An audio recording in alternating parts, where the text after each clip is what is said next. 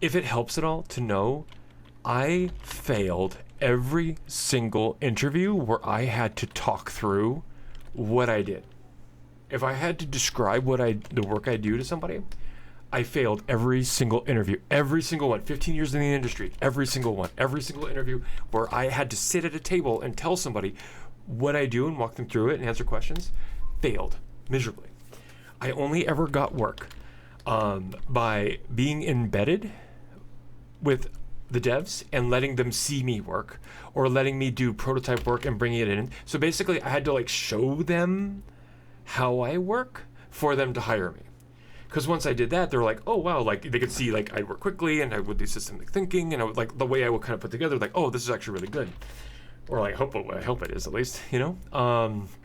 And I don't think that's wrong. I don't think that's bad. What I think it is like, for me, it's a lot of it is the auditory processing is really slow. I speak from the ground up. It's very much like the autism ADHD overlap, which creates kind of like, it makes it really difficult for me to like just be warm and create a connection with somebody at a spoken interview like that.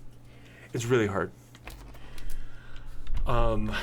Like, I mean, I remember after Command and Conquer got folded, and I even had like some like portfolio work to go do some work over at Blizzard. I failed that interview, and I had like the executive producer from Command and Conquer like give me the in to an interview at Blizzard, and I still failed because I had to sit at a desk and describe what I did.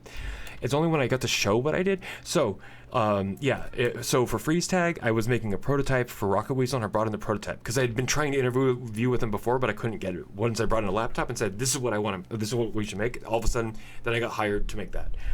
Getting on Command and Conquer, I was brought on to make trailer work. So I came in to do the shots. I showed them how quick I can learn Frostbite, how quick I can learn the C# and all the API for Frostbite, and do the cinematic shots. And then I got work.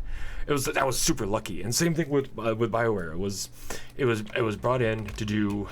It was like I was brought in for a couple embedded weeks where I would just come in to help with clean it or bring in shots for cinematic design work for the trailers, and I got them to keep me on after that. So it's like there are other ways to get the work that isn't just going around setting out the interviews. The problem is those kind of work requires you being in the purview and the view of like whoever the